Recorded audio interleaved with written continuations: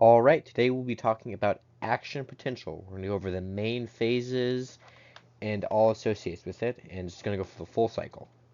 Right? We're going to start with the resting membrane potential. The resting membrane potential, the RMP, is the electrical charge difference across the neuron's plasma membrane when it is not transmitting a signal, typically around -70 MV. Uh, is maintained primarily by the sodium-potassium pumps, which actively transport sodium-potassium using ATP through leak channels, uh, which allows some ions to move passively, contributing to this negative interior. This potential provides the electrical baseline from which all other neuron signaling will begin. We're then going to go to the receptive segment, which is the dendrites and the main cell body, or the soma. This region receives input from other neurons via neurotransmitters binding to chemical-gated ion channels. This results in the generation of graded potentials. This graded potentials are small localized changes in the membrane potential that vary in strength depending on the stimulus intensity, which can be depolarized, which is excitatory, or hyperpolarized, inhibitory. The ESPS, the excitatory postsynaptic potentials, sorry if I misspoke any of that, which are neurotransmitters, which cause sodium channels to open, making the inside less negative. There's also the IPSPS, which is the inhibitory postsynaptic potentials, which opens potassium or chlorine channels, making the insides more negative. These graded potentials submit at the axon hillock, which is the initial segment, which leads us to the initiation segment, or initial segment, the where the neuron, at the integration zone of the neuron is where all graded potentials are combined. If the threshold membrane potential -55 is reached, the voltage gated sodium channels open and an action potential is generated. If the threshold is not reached, no action potential occurs, which is the all or none law, which can be compared to that example where you can pull the trigger and if you reach just what it needs, the gun will fire, and if you don't, it just doesn't. No matter how much force you put, it just doesn't if you don't reach that all or nothing. Which then leads us to the action potential, which has three main parts: depolarization, repolarization, and hyperpolarization. The depolarization phase, voltage-gated sodium channels open rapidly, and sodium rushes into the neuron, making the inside more positive, raising it from -55 MV to around 30 MV. This influx of sodium depolarizes adjacent regions of the membrane, triggering sodium channels in the next section open, propagating the signal. Next would be the repolarization phase, which is at about 30 MV, sodium channels close and voltage-gated potassium channels open. Potassium exits the cell, causing inside to become negative again. This process returns the membrane potential towards its resting state.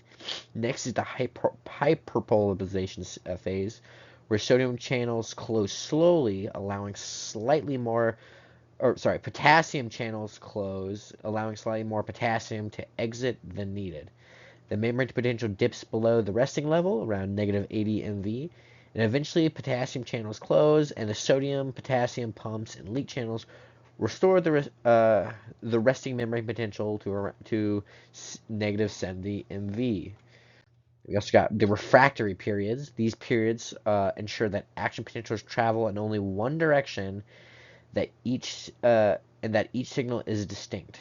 There is the absolute refractory period, which occurs during depolarization and most of repolarization, where sodium channels are inactive, so no new action potential can be generated regardless of the stimulus strength.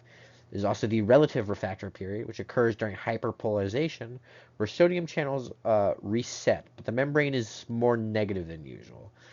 A stronger than normal stimulus is required to trigger another action potential. Cycle right there.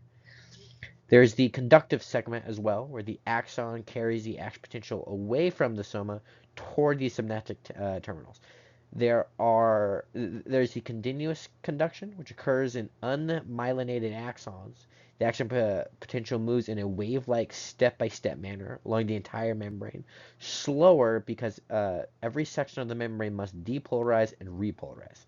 There's also the solitary conduction, which occurs in myelinated axons, where the axon potentials jump between nodes of Renver, where voltage-gated channels are connected.